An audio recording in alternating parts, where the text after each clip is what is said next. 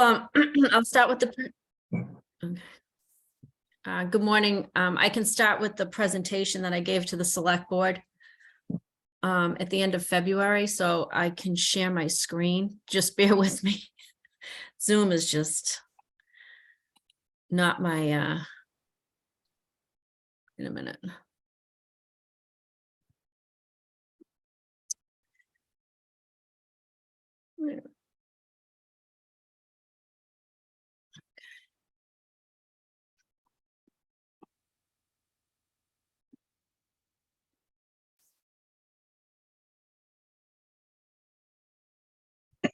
Back to Zoom. All right, wait a minute. Or do you want me to share it? Yeah, I'm trying to, okay, wait a minute. Yeah, I'm sharing my screen, but it doesn't seem like it's coming up. Okay. Can you do it, Michelle? Yep. Thank you. Computer is extremely lagging this morning. Oh my. Hang on. Okay.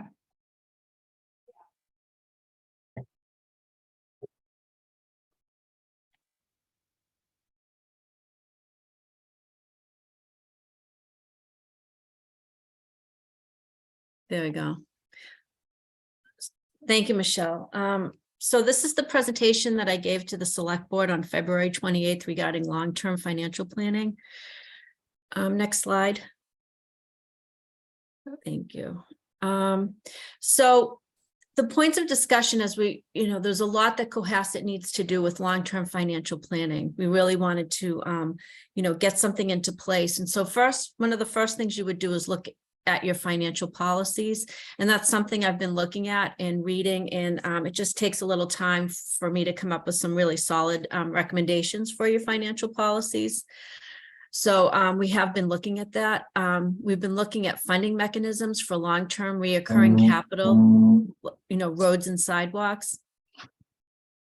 Capital facility plan funding, which are your larger capital projects, town hall, fields, anything that would probably need a debt exclusion.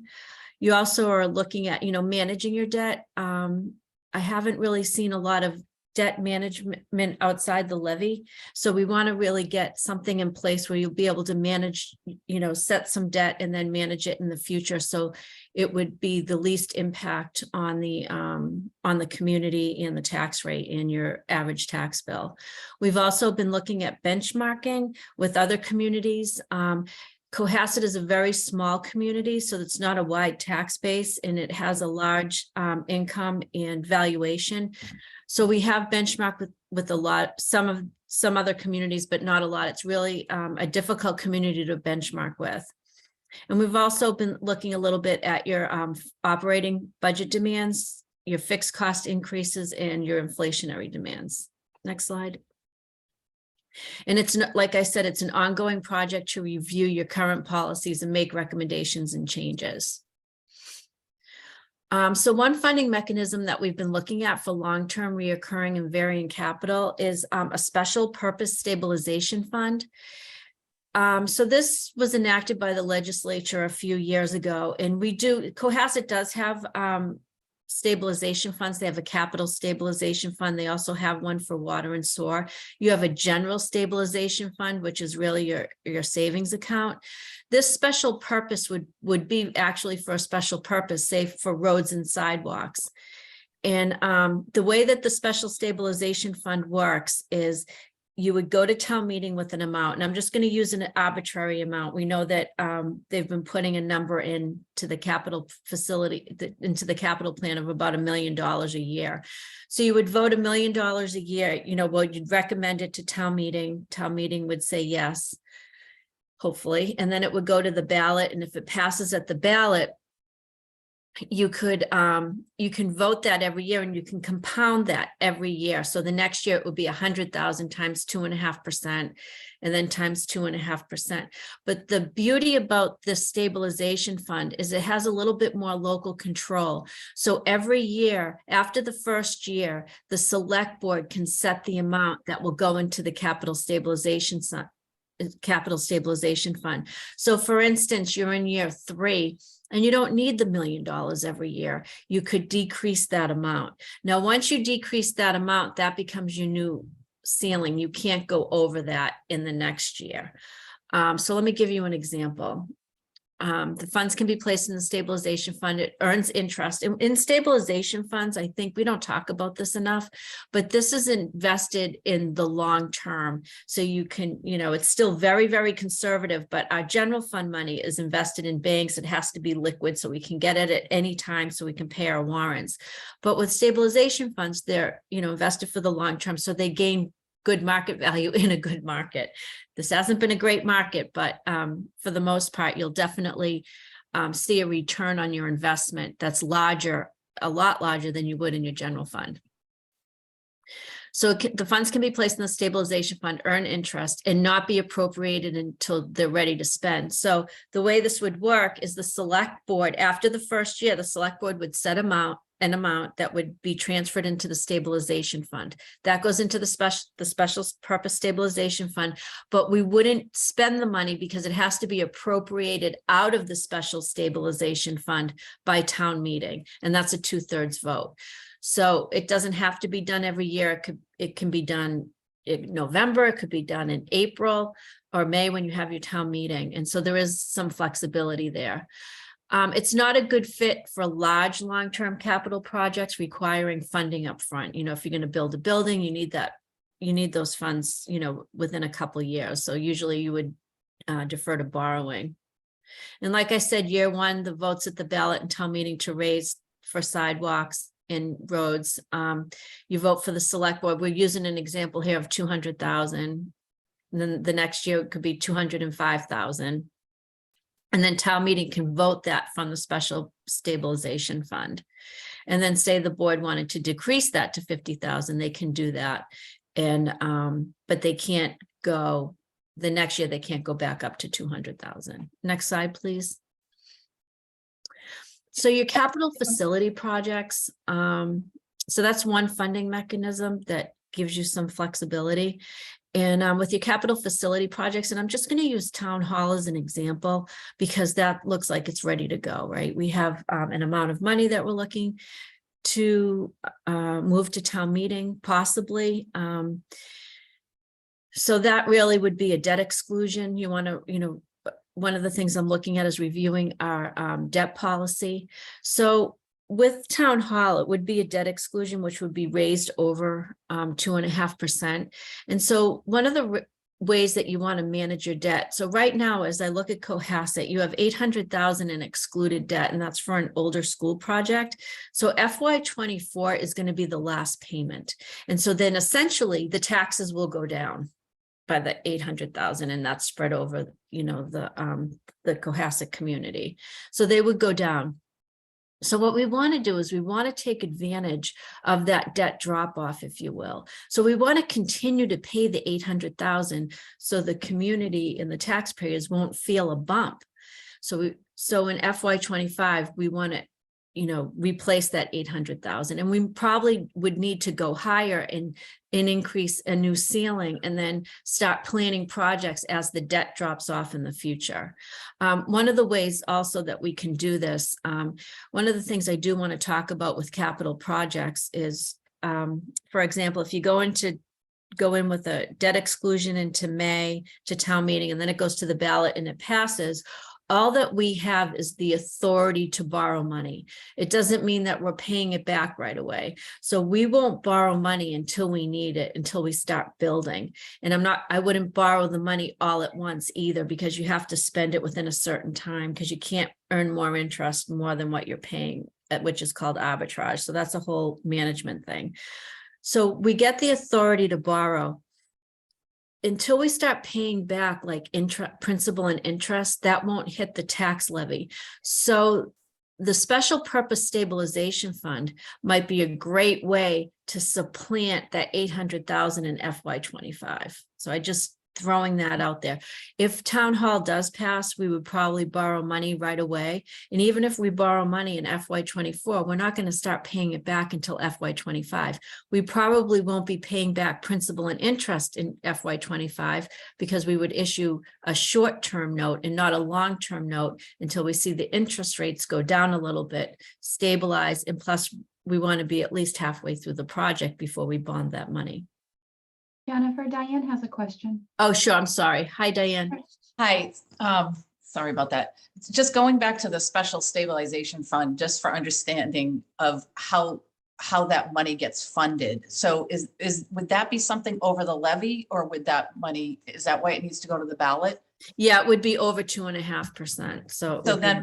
So my question then is, just so we can have this in our minds as we talk through this, if we were to create a special stabilization fund for X purpose, and we also went for excluded debt for the purpose of the building that's ready to roll, would those be two separate votes? Yes. Okay. Okay. And I guess, I've been thinking about this over the last couple of weeks as we presented to the community, as the select board presented to the community. I'm going to be talking also to the Community Preservation Committee Monday night. I really want people to realize that when we get the authority to borrow, it doesn't hit the tax rate right away. We will manage it in such a way that when it does hit the tax rate, it won't be a huge impact. We're going to have to implement it over a year or two. It's not like if we have these authorizations in May, then all of a sudden, when we set the tax rate in November, everybody's taxes are going to go sky high. That's not how it would go. And you could even put the special stabilization fund off a year and do that in the year when the 800,000 drops off from the school department. Well, but if Jennifer, if town meeting appropriates out of the stabilization fund, then it would immediately hit the tax bills, right? No, it doesn't hit the tax rate until the amount goes to the ballot. Once the ballot approves a special, then it will hit the tax rate. Okay. So you could put that off a year and then it goes into the special stabilization fund, but whenever it's taken out, the money's already there and has already been raised. Does that make sense? So if we do the stabilization fund, let's say hypothetically, it passes at town meeting, then it gets voted this spring at the ballot for, let's say, $1 million. $1 million hits the tax rate, hits the tax rolls. And then next year, if we keep it at a constant million and that passes through town meeting. Well, let me stop there. Right. When I say we, I mean the select board votes to do $1 million. Is that it? Then it just hits the tax rolls regardless of whether it's appropriated or not? Right. So it will hit. So it will be included in the tax base this November. So the taxes will go up this November and it will be in the base. And then your base, and then you would manage that every year of how much you wanted to put in. But that's just a select board vote, nothing else. Yes. Okay. Okay, any more questions on debt or the special stabilization fund? Yes. Okay. I'm just confused. I think Jean just asked this question. I'm just making sure I'm clarifying. So say the town meeting, we decide as a community to appropriate $1 million to a special purpose stabilization fund. And then at the ballot, that also passes and that's immediately appropriated. Then the following year, can the select board unilaterally decide to recharge that account with that fund, that stabilization fund, with $1 million, or does it have to go to town meeting every year when they decide to do that? And if not, when does it have to go back to town meeting? If only if they increase it, or if they decrease it, or if they decide to defer it? Yeah, the select board can decide every year what goes into that fund. And town meeting, but all they're deciding is how much money will go into the fund. Town meeting has to appropriate out of that fund. You're just putting the money aside. every I year. don't- And that's the Okay. select board's decision. It doesn't have to go to town meeting. It goes to the select board every year. But it has to go to town meeting when you're ready, when you want to spend it. I see. Okay. And can the select board, can you simultaneously ask the town to fund the stabilization fund and appropriate funds for certain purposes? Or do you have to first fund it and then wait a year and then ask, and then ask the town meeting for the purpose, the specific purpose for which the money would be appropriated? Yeah, I guess you could, let me think about that. Yeah, you could appropriate it in article, well, the select board will decide at a meeting to put the money in. So the money goes in when they decide, and then you'd appropriate it out at any town meeting. Okay. All right. Because one of the things I want to try to get away from is if you look at the town meeting warrant in May, say the budget article is Article 4, right? And then you have like 1.9 million going into your capital stabilization fund. And then in Article 5, you have 1.9 million coming out of your capital stabilization fund. So there's too many transfers. You should just be appropriating 1.9 million from raise and appropriate to your capital. It doesn't need to be transferred in and then transferred out. Okay. So we want to, because we want to let money sit in the stabilization funds so they can gain market value. And then it helps you pay cash for smaller capital projects. Diane, Okay. did you have a question? Yeah, just a clarification, because I think this is where Craig's going. So if we were to have $1 million in this special stabilization fund for, and I'm going to just say sidewalks, even though I'm thinking schools, but if for sidewalks, what if we wanted to spend it literally in August? Like we wanted to, retain the designer and engineer and start building that $1 million sidewalk that quickly. Would that require some action now, or is there kind of a catch up for the cash? It isn't. So it would take a little bit of planning. So before, if you're going to engage a designer or decide to spend money, that has to go to town meeting, right? So what you could do is, so say it passes at the ballot the first year, passes at the ballot, and it's a certain amount, that money will get transferred into the stabilization fund because it went to town meeting. The first year it goes to town meeting and the ballot, then it goes into the stabilization fund. And so then we have to plan, do we want to appropriate out in May, or do we want to appropriate out the next November? And then what you could do the next year that would go, say the select board can vote moving the money in June, but you can't move it back out or spend it until a town meeting. But initially, it gets initially funded with the town meeting vote and the ballot. So then that money's already there. So you've already pre-funded it, if you will, with that first year. Oh, you're on mute, Jean. I think the answer maybe is just to full circle on this conversation, because I've seen this done in other contexts, is that we could appropriate the money at this upcoming town meeting, let's say for like a school capital project, contingent upon the passage at the ballot, right? The creation of the stabilization fund and the funding of the fund through town meeting. Like you can make a warrant article contingent on other events. And I think that's how you could say, okay, we're going to spend this money on X project, on X sidewalk, contingent on it passing at the ballot, which is how town hall was previously, I think. I don't know how many years ago at this point, but I think that's how it worked out previously when you have, for example, a debt exclusion. Right. So for any type of debt exclusion, for an override, you're absolutely right. It has to go to town meeting, and the way the motion's read is it has to be approved by the ballot. That's absolutely correct. But if you're funding it, the special purpose stabilization fund goes to town meeting and it's contingent on the ballot vote. Once the ballot vote passes, right, then I can transfer that money into the stabilization fund. And we can spend if we voted to appropriate. If you have to vote to appropriate, I would have to, with this, because this is a special mechanism, I would That's a question I'd have to answer from DOR. I need to dig, I know what you're saying, because you would do everything in the same town meeting. Yeah. Right. Yeah, But well, I'd have to look at that. I want to look at that a little bit more closely. I have a question, Jennifer. So Sure. just to clarify, is this borrowed money or not? No, this would be raised. It's basically it's an override that you can Okay. fluctuate every year. Okay. The special purpose stabilization fund that the select board can change.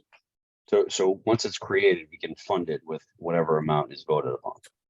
Right, exactly. Like the initial amount has to be voted on by town meeting and the ballot. So that becomes, like, say it's 200,000. It only can increase every year by 2.5%, but it can decrease, but you Mhm. can't go more than the 200. But if you decrease it, that becomes your new ceiling. You can't go more than what you decrease it by.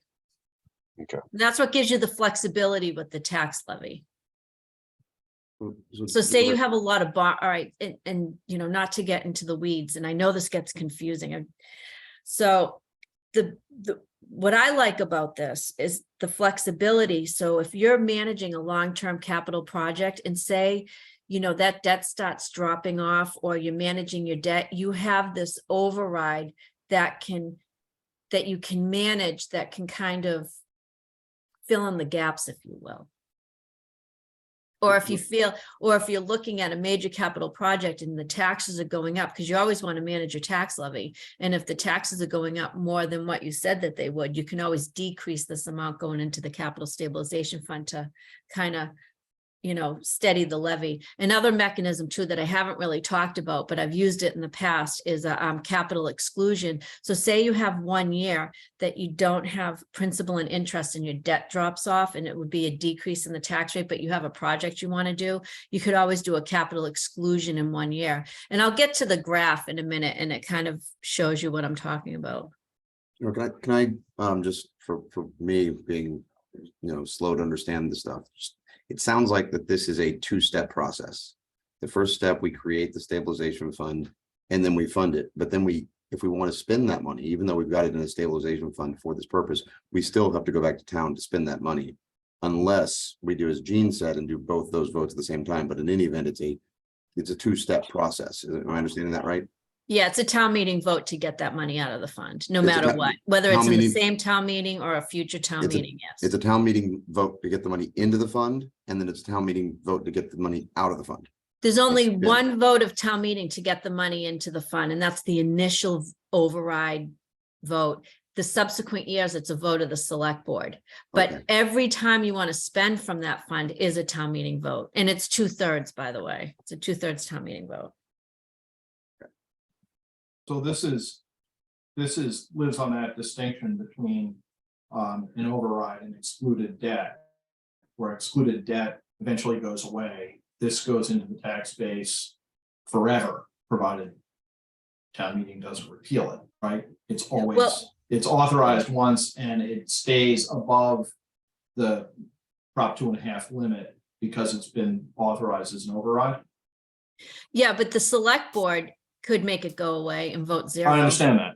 Yeah, Yeah, it's not the zero-ness that I'm concerned about. It's understanding that if that it doesn't roll off on its own the same way a piece of excluded debt for right. a building does. Yeah, Okay, it's definitely managed by local control. And so if it goes down to zero, say 1 year the select board, so for example, I talked to another community about this. So say the amounts, we'll use the 200,000. That's the amount that goes to town meeting the first year and the ballot. So, okay, we've approved that 200,000 gets transferred in. And say we compound that for a couple of years. So say it goes up to 210, because you can compound it by 2.5%. And then 1 year, then that year the select board says, they don't need that. So we're going to decrease this to 50,000, right? So you'd only raise 50,000 on the tax rate. Or it would decrease. And then they say the next year you don't need anything, it goes to zero. And then the next year they're like, wait a minute, we need a little bit more money. Then you can only go up to 50. It has to go back to the last amount it can never go back to the original 200,000. thank you. You're welcome. So is everybody good with that? Sorry, one more question, but it has to be used for one specific purpose. That's And that correct. that has to be established when it's voted in. Exactly. So right, exactly. So the community, when they see it on the ballot, they're like, okay, this is for roads and sidewalks. It can't be used for anything else. Okay, and so I take it we've never discussed this or considered this in the past. So is what project or what capital need may be driving this consideration? I mean, for my recommendation, when I saw this, I thought roads and sidewalks was really a good fit. It could be done for anything, but the reason why I thought roads and sidewalks is because you see this amount in the capital plan every year, and it's for maintenance. And then what I've run into in the past, particularly with roads and maintenance, is that you can appropriate a certain amount and then you have chapter 90 money, but then there's a time, like especially right now where there's a lot of pressure with bidding and inflationary demands, and then there's a lot of people leaving government, and there's not a lot of workers, and there's just a lot of turmoil, I think, in local government. So even though you can get the funding, some communities, and I ran into this in Falmouth, is that we didn't have the capacity to do the amount that we could appropriate, right? The money would just kind of sit there. So this kind of gives you that flexibility of all that. And it's also managing the tax levy. But you always are going to be working on your roads and sidewalks. You'll always, Well, need and to do some Jennifer, maintenance there. and Jennifer, just to weigh in quickly to sort of round off what you're saying, when Jennifer first showed this to Diane and I, the way the Massachusetts Department of Revenue explains it too, is it's for towns that have long deferred capital needs, if not maintenance, and Cohasset seems to fit into that category on a few fronts. And so we have been exploring different ways of funding that might give us a little more flexibility for sort of projects in between, as we try to figure out how to address some of the capital needs we've all been talking about over the last 9 months in this committee as well. Okay. Thank you. And I don't want to belabor this, but just one question that you've probably answered before, Jennifer, but I forget. How specific does the special purpose need to be? Is there a requirement by law? Could it be for general sidewalks and roads or school capital needs? Or does it have to be more specific than that? I think it can be somewhat broad too. I think if you did school facility needs, I think that would be fine. Because everybody knows, and again, it's the way that you market it to the community. So when they voted on the ballot and you have school facility, everybody knows that this will go to school facility. And then, we manage that internally and get audited every year. And Jennifer, are we able to have more than one fund? Let's say hypothetically, we want one for schools and one for sidewalks with, at different amounts for different purposes. It seems like we could do that. Yeah, you could do that. That would be 2 separate town meeting warrant articles and 2 separate ballot votes. Yep. Okay. Does that make sense? Are we good? All right, so we did some benchmarking, like I discussed in the presentation. So Cohasset is difficult to benchmark, small population, high property values, high equity. So we focused on high equity. And so I had a number of communities, and excluded debt is the lowest there were 14 similar communities that I looked at when I focused on the high equity, and Cohasset is 13 out of 14 for excluded debt. The total debt is ranked 9th. But that includes your enterprise funds, which, as you know, are supported by water and sewer rates. And Cohasset is ranked 7th in your average single tax bill. So when you in the middle there, increasing the excluded debt payments to approximately $3 million a year would pay for $42 million in projects. It would move the ranking from 13th to 7th. So that would be in the middle within the 14 benchmark communities. Okay, so this is the spreadsheet that I just want to show you. So if you did, can you move that over a little bit, Michelle? I think there's one more column. Is there? Well, we can do the four. So if you decided to, instead of 3 million, we were gonna pay principal and interest of $1 million a year, you could do $14 million in projects. And that would be almost 27 cents on your tax rate. Your median single family valuation is 993,700. And the annual tax for your median value would be 265.97 per year. So this chart kind of shows you, and if you decided to do 1.5 million in debt, for paying principal and interest every year, like say you had a $21 million debt exclusion, it would be, say $1.5 million would be principal and interest, and then you can kind of go, it'd be 40 cents on your tax rate. It would be an additional $398 a year. But what happens is, can we go to the next slide, Michelle? Okay, so this is how you would manage it, right?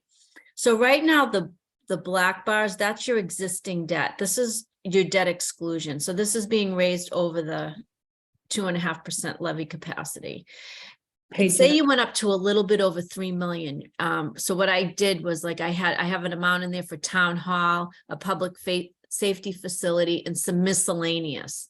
So you go over a little bit over to 3 million, you drive that up and see how it drops off over time. So what you would want to do is you'd be able to put in more projects. You always want to keep the highest bar at the highest level with your debt exclusions, because you don't want to suddenly decrease the taxes and then suddenly increase the taxes. People feel that, but if they're paying the same amount every year and they buy into this plan, that's how you're going to be able to incorporate new projects. Jean? So Jennifer, I think everyone would probably be interested in knowing exactly how much of the debt is going to drop off of that million. So for example, is this $200 on average? Yeah, it kind of looks that way, doesn't it? Yeah, I have to go back into the spreadsheet, which I don't have available right now, because it's driven by a bunch of numbers. But as you can see, it's like, so if you look at 2028, because remember, you have the authority to borrow, but you're not going to probably pay principal and interest back for a couple of years, right? Can you flip back to your prior slide, just to do the math? So let's assume that we have $200. If you look at the last row, the annual tax for median value, if we have $200 for this median value about to drop off, if we were to do 21 million in projects, that means the incremental increase would be 198 for people. Yeah, if we were replacing it. Okay. Yeah. And then if you can go forward to the slide you were just on, if we were to do a stabilization fund, though, the graph wouldn't look like this. It would sort of be bouncing around depending on right. what the select board, like, let's say we kept it at 1 million each year and just never touched it. If it starts at 1 million and you just keep it constant, you're always going to be at that 1 million. It's not going to be trailing off. Right. Right. Okay.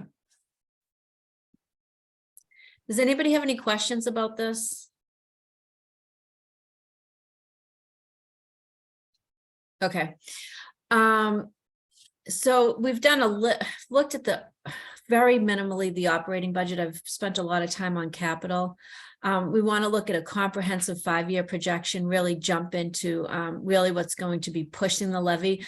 The hardest budget to put together really is your operating budget, because it's supported by reoccurring revenues, and you can only increase it by 2.5% every year because of Proposition 2.5. You only can increase your levy, but you have a lot of pressure from, union contracts, health insurance, pension assessment, your fixed costs really, and really put pressure on that. And also we have a lot of inflationary costs we've seen in the last year. So we really need to look at that next and, do some, analyze that and see what we're really looking at. One of the issues with doing a 5-year operating budget projection is that you do have a component in there of your increasing costs, but it always looks like it's in the red, that you just can't support it because you're coming up with these numbers and you just don't know what's going to happen. health insurance could go down, health insurance could go up. So we continue to analyze the long-term financial position, address additional funding for the town 10-year capital plan. We wanted to meet with you all regarding this and let you know what went to the select board, what we were thinking, and just the options that are on the table. And the select board will determine the next steps for town meeting and the ballot. I think that's it.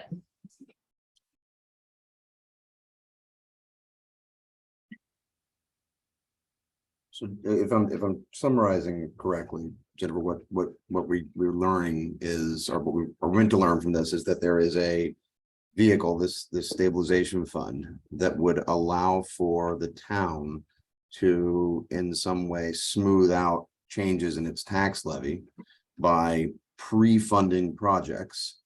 And therefore, maybe we don't have the contours of exactly what, say a new police station is going to be, but we know that's going to happen. So this special stabilization fund could be created, money appropriated to it. As it comes clear into focus, it can be adjusted downward, not upward, but it could be adjusted downward. And that gives us a smoother ride instead of no tax, no tax, no tax, bam. Right. Big. And then also that can serve as a down payment on any of the work that needs to be done there. Is that what I'm hearing? So it sounds like the way you're describing this is an important financial planning tool that could be used for the town, and hence why it's here at the Financial Planning Committee. Yeah, perfectly summed up. Yes, it's exactly what we're Okay. presenting. Lance, you want to come explain it to the select board? No, I don't think I can ever do that again. It's all out of my head. So I guess what do we need to do as this committee? Should we make a formal recommendation? Do we need to do more discussion? I guess what's the best way to, this sounds to me like a great idea. In the sort of financial planning tools that I think the town has lacked in the past and could be useful in the future to help us climb out of what I think we all recognize in this committee as a kind of hole for deferred capital expenditures. So one thing that I would raise, which I would be happy to hear folks' recommendations and thoughts on, is that the select board is, and we have this on the agenda for tonight, going to really be discussing a variety of different requests / projects that are out there. And I can just go through the list, which I think can take a variety of different forms and timing and financing for that matter. So for example, we have fields and recreation, and there is a project out there that's trending around 3 million right now for redoing tennis courts, for doing a field at Deer Hill and lights, as well as a lacrosse wall, upgrading the Beechwood playground, buying modular pickleball courts. So it's really phase one of a longer capital plan for fields and rec. So that's out there.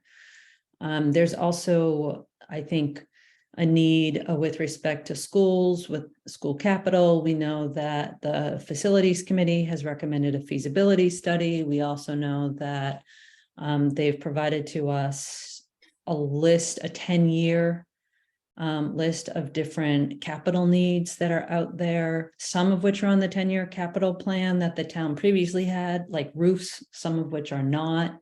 If I recall correctly, the amount over time is up to 40 million if we literally just did nothing with the schools, but chipped away at everything on that list. Then there's a roads and sidewalk discussion that's ongoing. We don't have sidewalks on our capital plan at all or accounted for. It's been pretty ad hoc to date, including what grant money can we get here or combine with road paving here. So that's something that the select board is considering. And I would flag that number is probably hovering maybe around like 300,000 a year-ish based on just what people have recommended in the past to try to catch up and get on track without any huge investments in new sidewalks or the creation of new sidewalks, which could be, for example, the King Street sidewalk, 1.5 million alone. And so there's that. There's a public safety feasibility study looking at doing a new public safety building somewhere. That feasibility study is for 200,000. And I think that has been vetted already by Capital. I wish they were on the call so they could correct me if I'm wrong, but that is, I think, being considered through the capital stabilization funds. And then obviously we have town hall, which that number is hovering right now, all in above 22 million.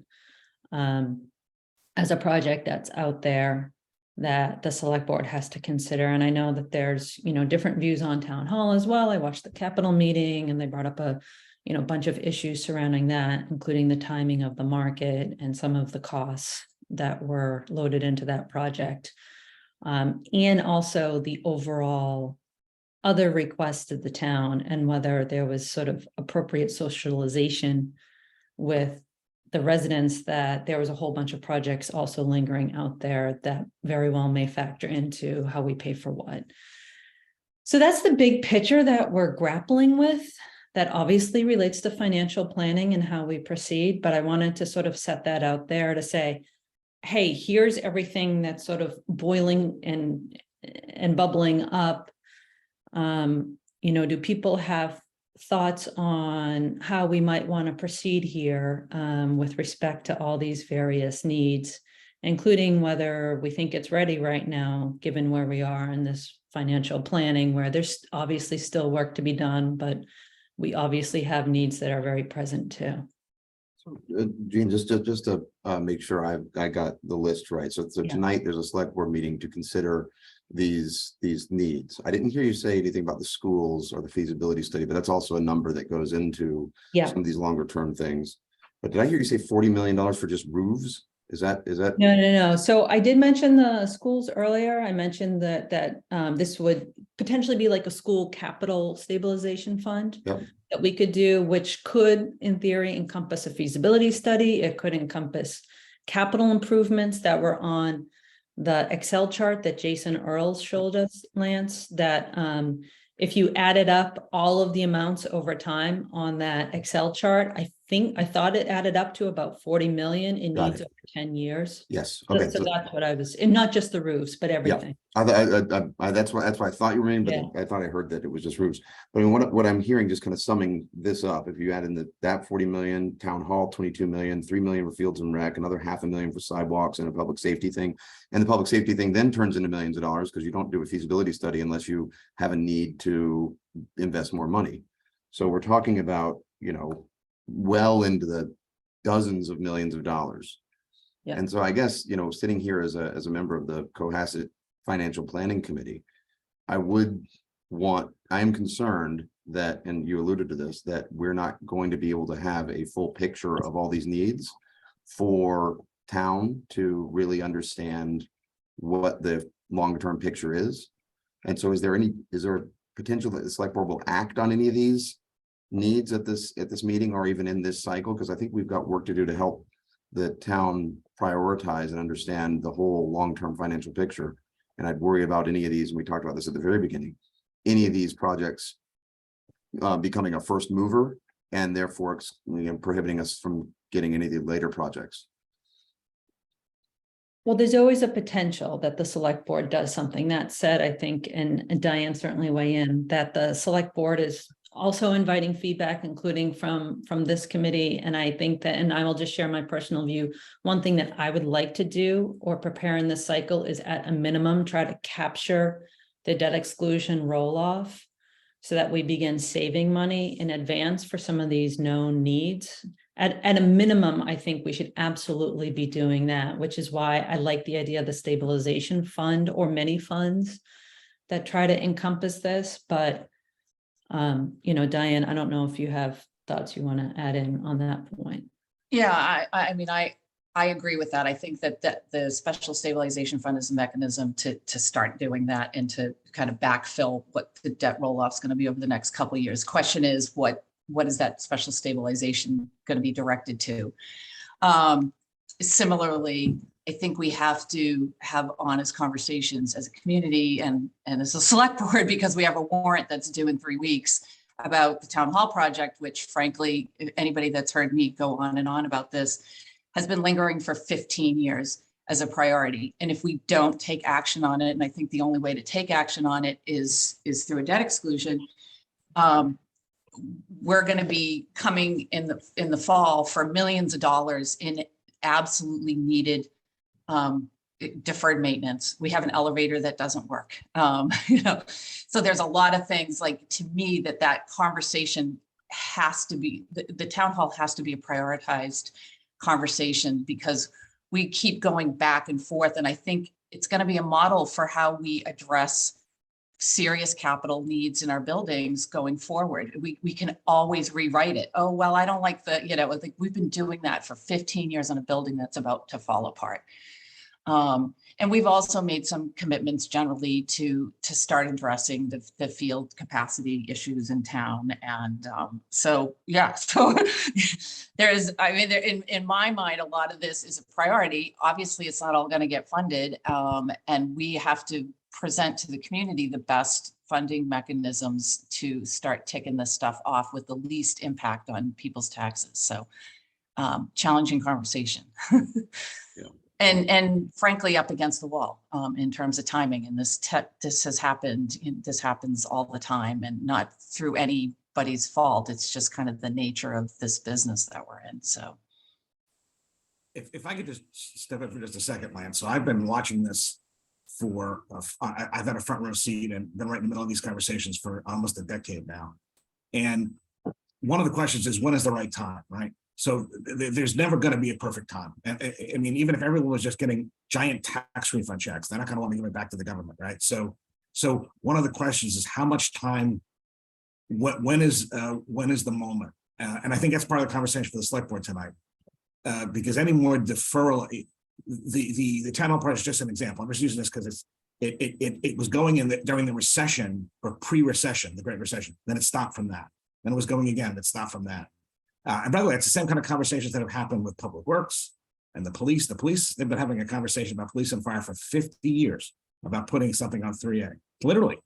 And with the schools, I mean, the reason the schools is like it is because you had it was a constant compromise in conversations, and they went with whatever they could get together, which is the reason the gym's in the back, and things were put where they are. And I saw a cartoon once joking about the Osgood School being built in a swamp with an alligator floating past, because I guess it was kind of wet back there at one point. So from my perspective, I think all of you are ready to take some big steps. And I think that Jean's point and Diane's point about capturing that debt right now is really important.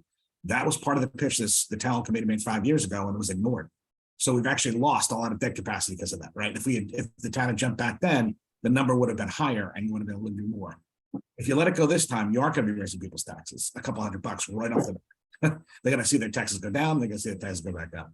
So, so again, I don't know we can educate. We have a much better capacity to educate people than we ever could.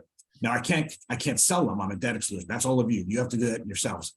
We can't pitch that, but we can we can explain why the schools really need, projects. I've seen it firsthand. You've seen it firsthand, right? The backwards doors and the tile we got to replace, and we can go on and on. I mean, Craig probably has 5 versions of things that we can show. That said, I think that's an easy conversation. Same thing with fields and courts. I don't want to belabor this, but again, I think that you should all be prepared. I think something this spring really has to happen. Whether it should all happen at once, I don't know. You got 60 days before the vote. Sometimes people getting focused. I mean, look, I'm an attorney too. Sometimes deadlines focus me incredibly well, and I'm writing by getting that stuff done. All of us have been like that. So maybe can the community get together in 60 days? Do you think, to vote positively? Again, that's a conversation you have to have as the political body. Jennifer, Michelle, a bunch of people got a lot of good data. Now you just have to decide what the political will is and how we can help you get there. Yeah, Chris, that's really helpful, and I don't want to denigrate any of the needs, and I absolutely think it is a must that we capture the roll-offs. So that's and wherever we capture that, and I like the idea of this capital stabilization fund, because that allows us to preserve the roll-offs while preserving optionality, which in my mind is what we really need. As far as something has to happen, and you know, these are definitely trade-offs that we have to figure out. And I'm glad that it's not necessarily the long-term capital planning committee that has to do it, and more the select board. So good luck, guys. But I would say that, like, if you look at this list of major projects, there are potentially synergies here that we haven't discovered yet, because we haven't had this committee, and this committee is one that is supposed to look at all these needs together collectively and figure out an action plan. And right now, my impression is that we've looked at all of these in silos. We've got town hall, we've got school, we've got police, we've got fire, and it's been going on for 50 years. You know, that's a great example of why nothing gets done. But if we can figure out a way to have some synergies of these projects and benefit from doing them at the same time with a similar funding vehicle, which is, I think, the charge of this committee, then I think the town will be much better off. But what I worry about is if we keep them siloed and we move on one, then we lose that synergy, and we may lose the willingness of taxpayers to fund future projects.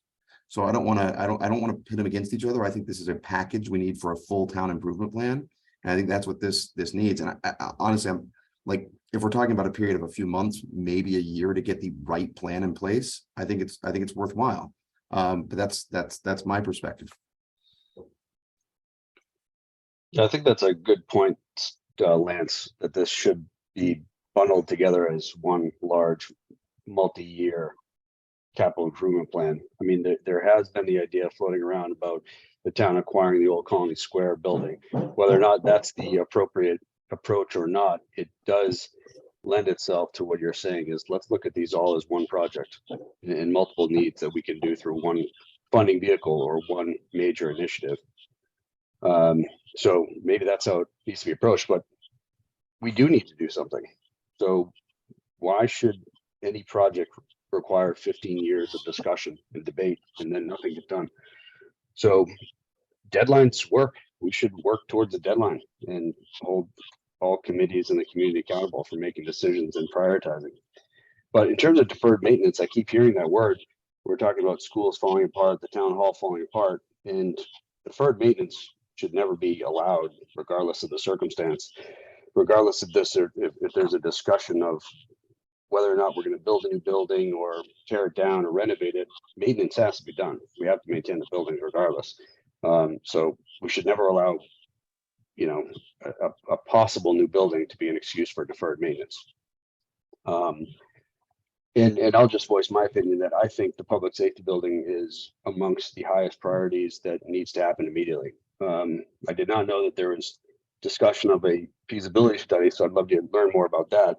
But that, as we know, you know, public safety in this town is critical, and they have proven themselves over the last couple of years to be critically important to our community and our town.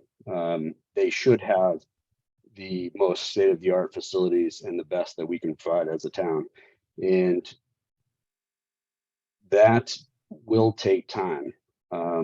And I think that should be amongst the highest priorities of what we look at. In terms of the stabilization fund, the special purpose stabilization fund, I think we may all agree that that's a good idea and potentially a good option, but for what? So amongst these many priorities, what will this fund do the most good with? If it's smaller projects that require less money, perhaps roads and sidewalks is that. But you know, is it just for studies? You know, where can it do the most good? I think we don't know enough about these funds to determine what the best use would be for which project. But I think we would agree that it's a good option. Let's go for it, but for what? I have a couple of thoughts. I'm concerned that the discussion of bundling these projects is mixing. I'm going to mix metaphors all over the place. Apples and oranges, things that are ready to go and things that aren't. You've got a town hall project that's essentially shovel ready. It's literally, you know, there's a CM at risk contract. They're going to be coming in with bids. It's ready to go. Bundling that with an inchoate set of projects that could be 5 and 6 and 7 years in the future that just isn't practical at all. It's just, well, it's practical in one respect. It'll kill the town hall project for now and conceivably, for good. And that'll be 4 town hall building committees who failed. And I'd hate to be the person who would have to try to staff the 5th. There's been some discussion and my board will vote on the proposal to fund things relating to a Go It Alone schools project. And as opposed to an MSBA schools project, I think that an MSBA schools project will get a lot of support. I think leaving MSBA money on the shelf will not. I don't know. I'm 1/9 of that vote. But the short of it is that the MSBA could be another couple of cycles before we get approved. It's just the nature of things. And to say that we're going to bundle town hall with a project that may or may not be approved for 2 or 3 or 4 years, and then approved at a level between 25 and $250 million is just math we can't do. So to take other projects and put them on the shelf because we need to bundle these things, I don't think it's practicable. And I think it is, whether it's intentional or not, a really good way to go back to pouring money into a hole on Highland Avenue and getting nothing for it. So And I think that anybody who watches advisory objectively would find that my prediction would be those would be majority views. Does advisory have any power whatsoever? No, we do not. But I get to come to this meeting and say things. So I've now done my duty. Certainly appreciate your things, and I apologize to everyone. I have to go to. I had this scheduled for only an hour on my books, and I have to go to another meeting. But I will just want to make one real fine point on this. My concern is if we go to town hall and approve $22 million, we don't get our public safety building. We don't get our schools because I see that there's a limited appetite. So I think it's irresponsible. So is the of us to move alternative to forward. just not? Is the alternative to just say it out loud and scupper town hall? Well, We're just I'm not going to do it because let's talk. Is this really? I don't do politics real well. I don't. So I'll defer to other people. But doesn't this really come down to saying this is now a zero-sum game?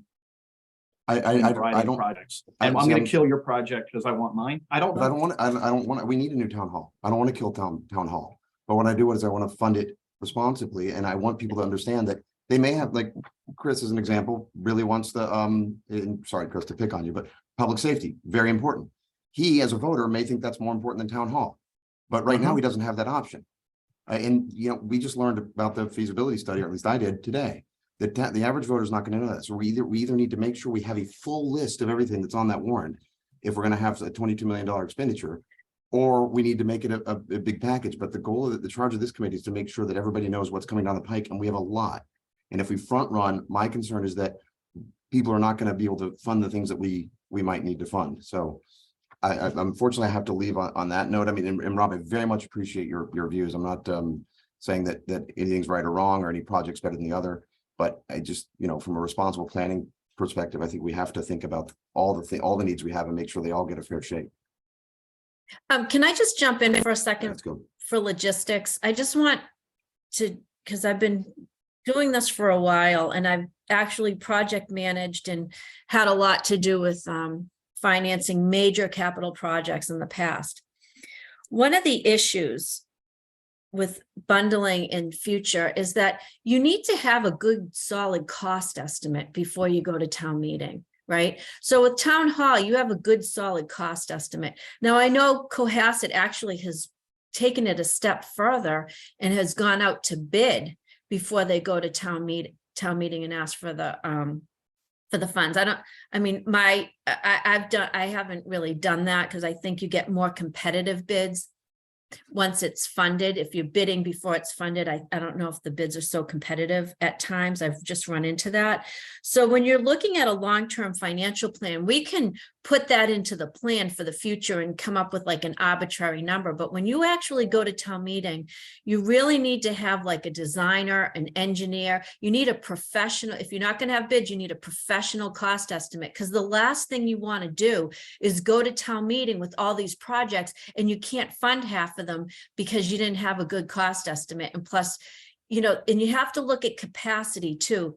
Who's running these projects? Who's doing the procurement? Who's meeting with the building committee? Who's looking at, your, the bills that come in, the change orders, and really, jumping into managing a major capital project? That takes time, and you want to make sure it's done right, so it comes in budget and on time. And if you try to do too much at once, that's not going to happen. And if you rely too much on outside consultants to manage your projects and you don't have an internal control, that can run into an issue too. So I just wanted people to think about, yeah, there's a lot that needs to be done. We can put it on a financial plan, but when you go to town meeting, you really need to have some solid data and know that when we go and we're going to fund this, we're going to be able to do this major project on time and on budget. And then you'll start gaining some steam with other capital projects.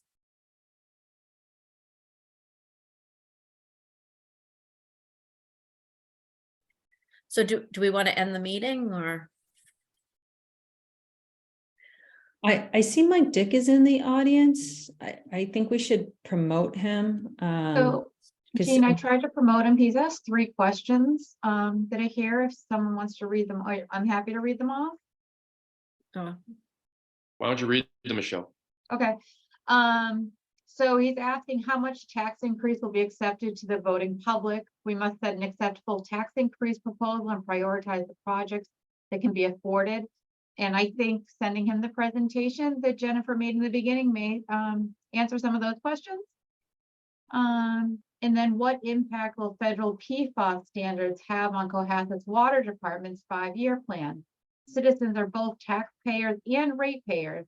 We face both tax increases and rate increases. So that's a concern. And he just stated he's referring to a proposed new stringent PFAS level of 4 parts per million.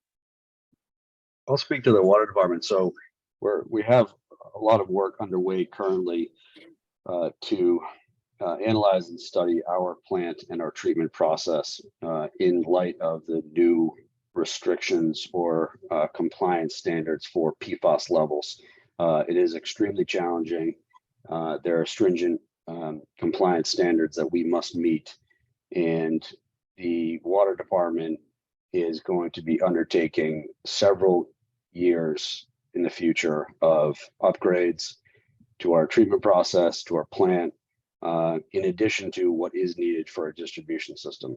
So we do have our rates set for the next few years, and they are increasing every year, but that is to support our current operating expenses and plan future debt payments. So at least in my view, I don't see necessarily how that impacts the taxpayer per se, more so than the ratepayer. But given it's an enterprise fund, we will manage it in a self-sufficient manner.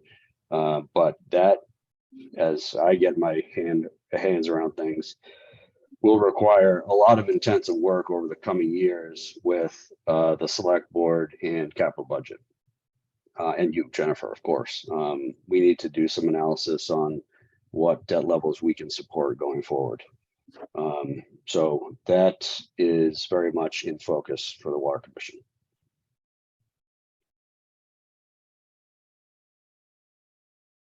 Hey, it's Mike Dick. Sorry I couldn't get here before now. I'm also sorry that Lansdale left. The point I want to make is that the citizens of this town have 2 obligations, 2 financial obligations to the town. One is our taxes. And the other is the water and sewer rates we pay. And one big reason that both water and sewer are considered stakeholders in this long-range planning is the role that they play in driving up out-of-pocket costs for a citizen. And I want to stress that we need to consider both taxpayers and ratepayers as the same person and with one wallet.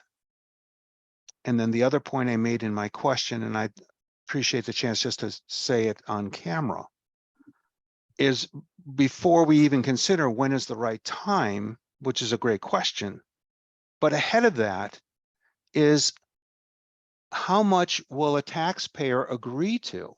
How much money do we have to work with? We can't just throw everything at the taxpayers, at the citizenry, and say, we need all of this. But, you know, everyone dig in and pay.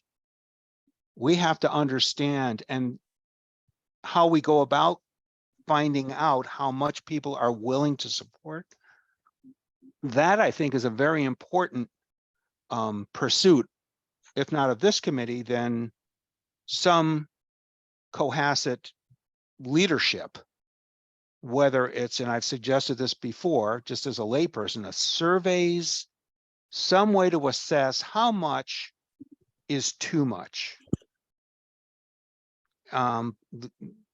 So that's really where I want to start from, is how much money can we look to?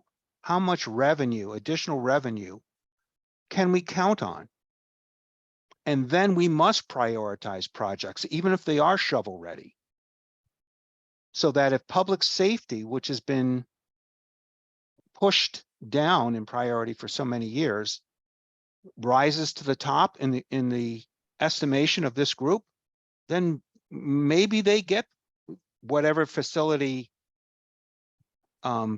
whatever solution, I don't want to use the word facility, whatever solution makes sense, given how much money we think we can ask, how much money we think we can receive from the townspeople. Thank you.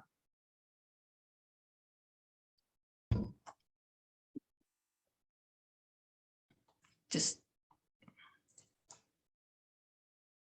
So Diane, I think you're ahead of me, if you want to. yeah, no, I just want to say, thanks, Mike, for bringing up one of the things that we have to do as leaders in the community is communicate messages to people. And the truth is, everybody writes a check, their water sewer, if they're on water sewer, they write the check to the town of Cohasset. So it is part of the same wallet. They don't see the distinction.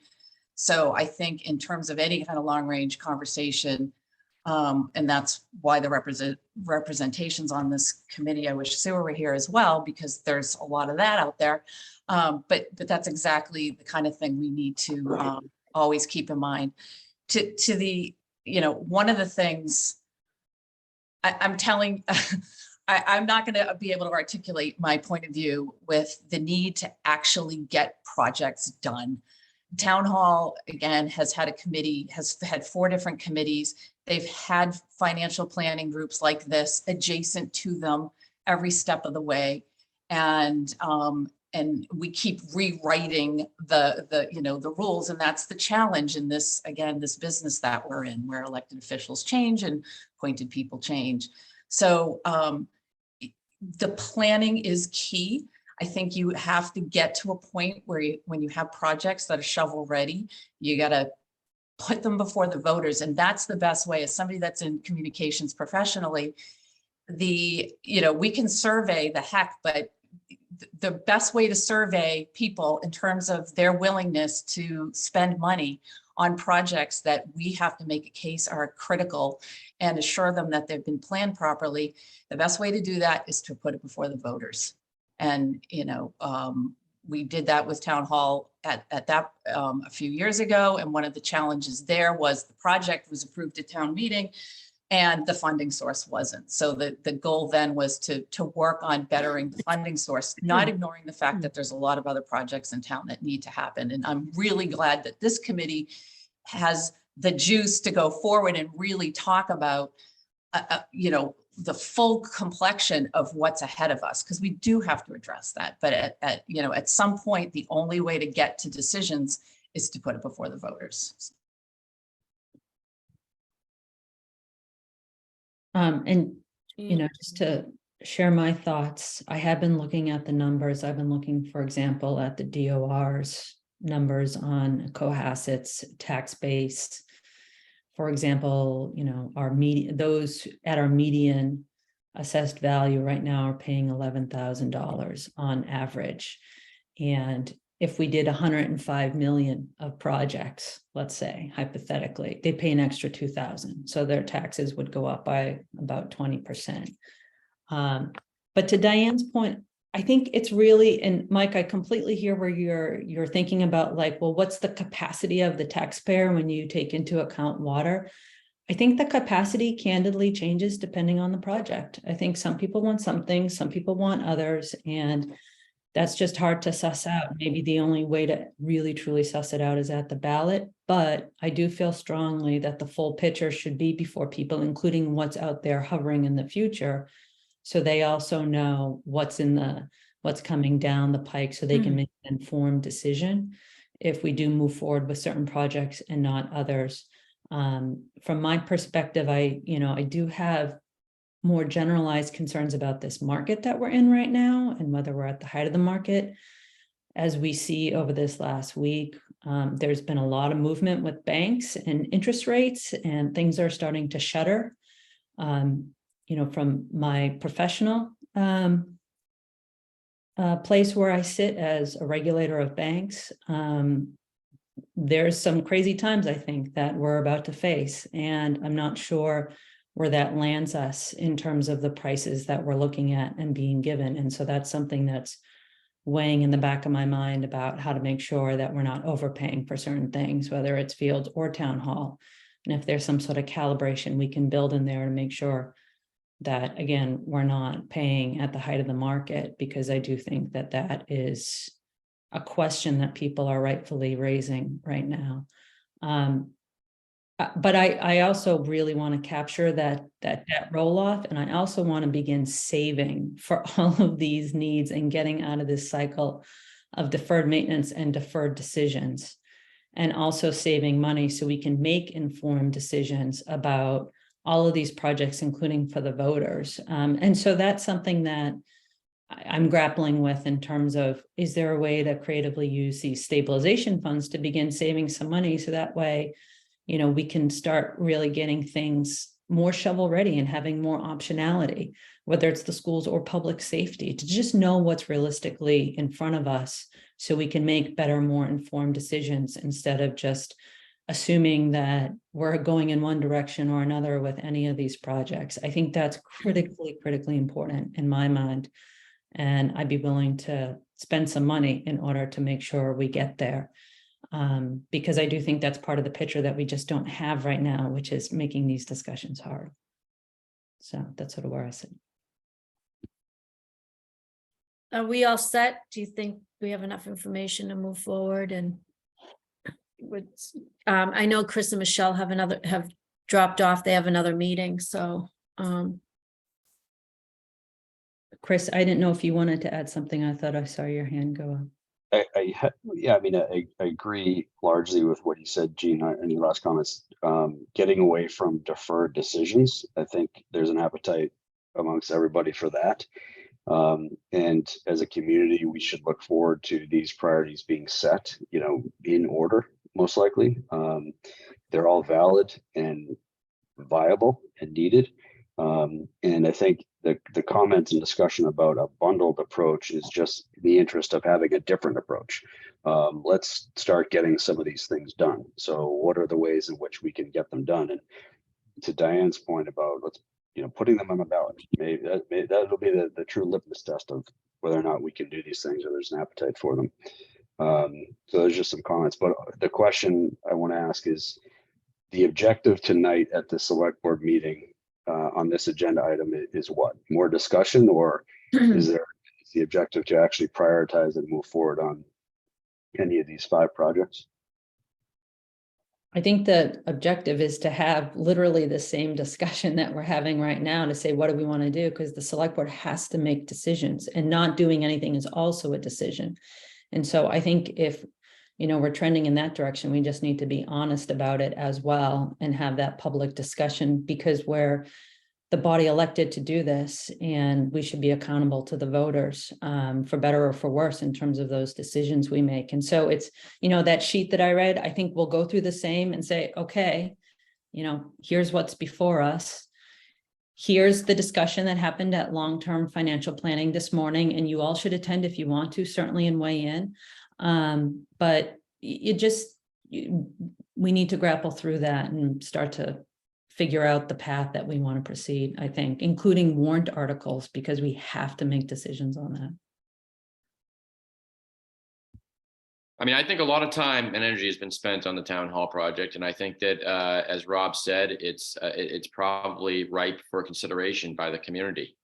And I just think that it needs to be presented in tandem with all these considerations that we've spoken about today, because people need to make an informed decision. If people might feel one way about dedicating, $22 million of Cohasset's money to a town hall project, if they're unaware that most every other department in town has come to a head in terms of physical plant. But they may feel, another way if they do know that, right? If they know that, Chris feels very strongly about a public safety. All of you know that I feel very strongly about schools. People may feel differently about whether or not town hall is a priority, even though it's ready to go. If they know that. So I think we just need to, I think it is ripe for consideration, but it needs to be presented in tandem with these other needs so that people are making an informed decision about which project they want to move forward on, regardless of the fact that there has been a lot of work and town hall is ready to go tomorrow. We could have an excavator out there tomorrow and start the project, but people may not have the appetite for that if they know that we need another police and fire station, perhaps a major renovation or replacement project at the schools. Who knows, DPW costs, water and sewer costs, things of that nature. So I think that that's sort of a point that's been touched upon here, and that's sort of my major thought that I wanted to share. Thank you. Mike, you want to wrap it up? Well, I have a comment or two before we do wrap. First comment is, I'd like to ask that we meet in the early evening versus morning, if people are amenable. I will say that capital budget has moved to a 5 p.m. start, which is probably early for folks who work till 5 then have to get home, but perhaps 6 o'clock, and go with a solid time frame of, call it 90 minutes or 120 minutes. And everyone who does attend, please stay through the entire discussion. That's one point. And I'm expecting that you're going to be setting up a follow-up meeting. Another point I'd like to make, and I'm sorry that Chris and Michelle have left, but for the select board meeting tonight, please add additional microphones for the select board, because we at home find some folks are just garbled. So it would help everybody tremendously. Could I just address that? Only Yeah, of because course. because my husband brought the same point up last night at advisory, and Chris was at the meeting and said that they had just purchased a bunch of new of those owls to hopefully upgrade the sound. So that is something that we've heard a lot about over the last couple of meetings.